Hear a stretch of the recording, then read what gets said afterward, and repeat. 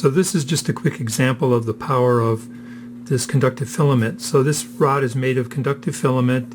It's in two parts, joined by a metal screw, and it has a conductive tip applied at the end, held in place by a metal nut. But I've added to it a bit of conductive tape around conductive foam, and inside here, and we'll see it, there's some more conductive tape. And really, it was part of another experiment, but it also helps keep the conductive foam from slipping.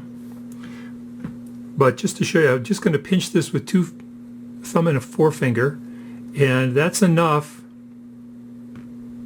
to interact with the phone. So it doesn't take much skin surface area